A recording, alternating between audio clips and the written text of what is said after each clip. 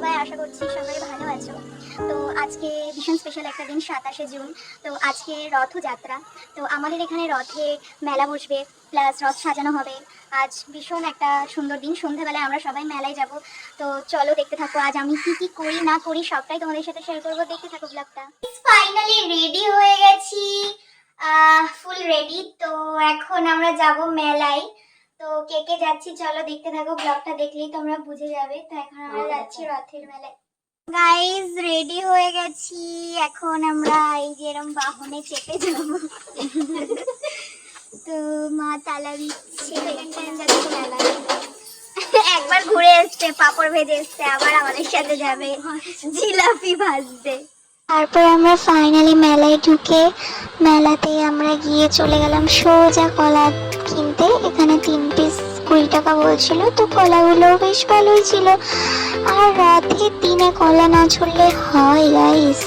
তো এবার আমি কলা কিনে নিলাম, তারপর আমরা ছড়বো কলা, দেখতে থাকো।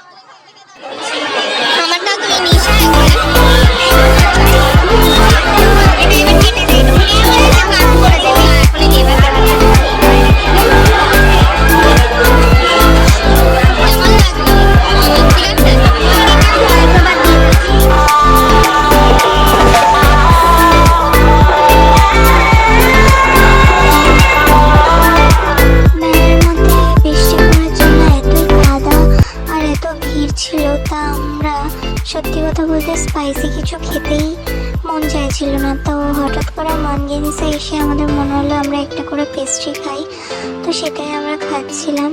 তো বেশ ভালোই ছিল। আমরা পাইনঅ্যাপেল পেস্ট্রি নিয়েছিলাম 2টো, তো সেটাই খাচ্ছি আমরা।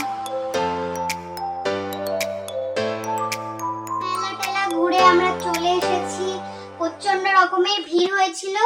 তার থেকে বড় কথা আজকে তো দেখলেই বৃষ্টির ওয়েদার ছিল।